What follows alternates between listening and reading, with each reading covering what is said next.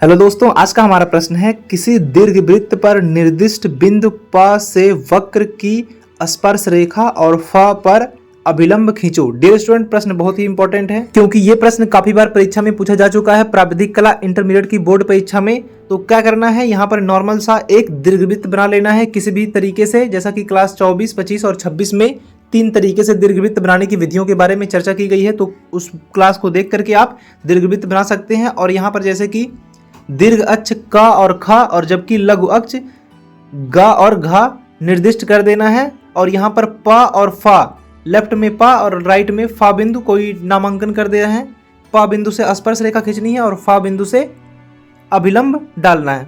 तो चलिए dear student, इसकी रचना करते हैं। सबसे पहले वक्र पर कहीं पर भी एक प बिंदु डाल देना है, पॉइंट पहले करना है और उसका नामांकन कर देना है प बिंदु। और उसके बाद में यहाँ पर राइट साइड में एक पॉइंट लेना है और वहाँ पर नामांकन कर देना है फ बिंदु। तो डियर स्टूडेंट, यहाँ पर प और फ अच्छी तरीके से नामांकन हो गया है। चलिए अब इसकी रचना करते हैं।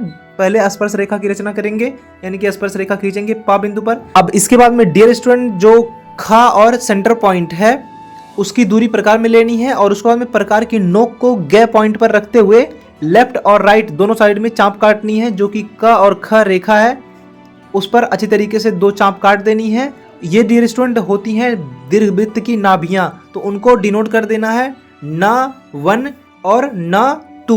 इंग्लिश में इसे n1 n2 के नाम से अंकित करते हैं। इसको भी ध्यान से देख लीजिएगा क्योंकि परीक्षा में काफी बार प्रश्न पूछा जाता है। अब इसके बाद में क्या करना है, जो प बिंदु है उसको डॉट डॉट करते हुए न बिंदु से यानी कि n1 तक अच्छी तरीके से डॉट डॉट करके मिला देनी है। और उसके बाद में फिर प बिंदु से मिलानी है n2 यानी कि n1 पहले मिलाए थे, अब इसके बाद में n2 यानी कि n2 को अच्छी तरीके से डॉट डॉट करते हुए मिलाएंगे, थोड़ा सा ऊपर तक बढ़ा देना है।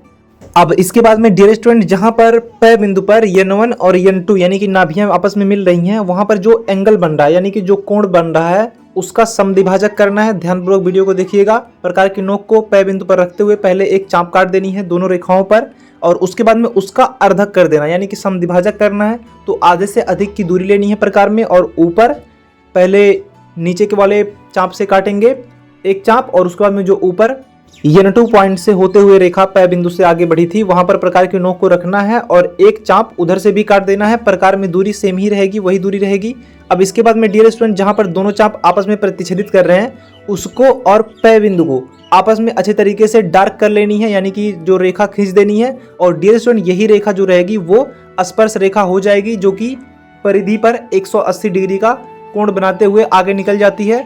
तो यहाँ पर क्या करना है, स्पर्श रेखा अच्छी तरीके से लिख लेना है। आप इसका नामांकन भी कर सकते हैं, यह र कुछ भी कर सकते हैं साइड में। यहाँ पर हम ऐसे ही रहने दे रहे हैं, लेकिन आप लिख सकते हैं, अदरवाइज ना लिखें कोई दिक्कत नहीं है, बस स्पर्श रेखा आपको लिखनी है।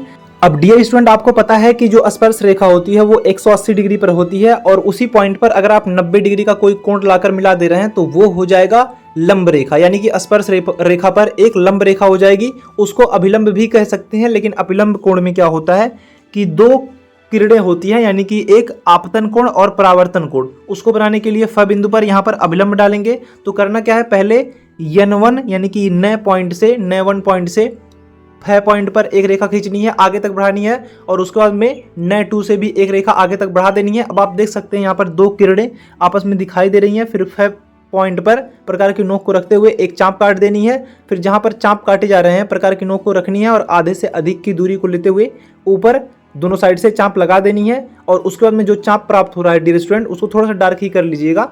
उसको फिर क्या करना है, जो आपस में चाप काटे जा रहे हैं ऊपर यानी कि जो प्रतिच्छेदित कर रहे हैं दोनों चाप, उसको क्या करना है, डार्क करके अच्छे तरीके से फ पॉइंट पर मिला देनी है। तो डियर स्टूडेंट, ये जो पॉइंट प्राप्त होगा, जो रेखा प्राप्त होगी, ये हो जाएगी अभिलंब।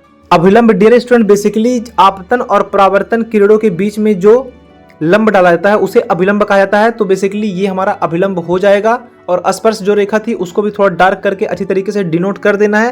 तो डियर स्टूडेंट, आज का हमारा महत्वपूर्ण प्रश्न कंप्लीट हो चुका है। इसको ध्यानपूर्वक देख करके डियर स्टूडेंट इसकी रचना कर लीजिएगा, क्योंकि ये संभावित प्रश्नों में से है जो कि परीक्षा में काफी बार पूछे जा भी चुके हैं। क्योंकि यहाँ पर 2 फॉर्मेशन दिया है, स्पर्श रेखा डालना है और अभिलंब खींचना है। तो डियर स्टूडेंट, आज का ये वीडियो कैसा लगा है कमेंट सेक्शन में जरूर लिखिएगा। और अगर आप प्राविधिक कला के छात्र हैं तो कृपया करके चैनल को सब्सक्राइब जरूर कर लें, क्योंकि प्राविधिक कला का जितना भी स्टार्टिंग से चैप्टर है वो कंप्लीट किया जा रहा है। जल्द ही 1-2 महीने में कोर्स कंप्लीट कर दिया जाएगा। तो डियर स्टूडेंट, मिलते हैं किसी अगले वीडियो में, तब तक के लिए नमस्कार, धन्यवाद।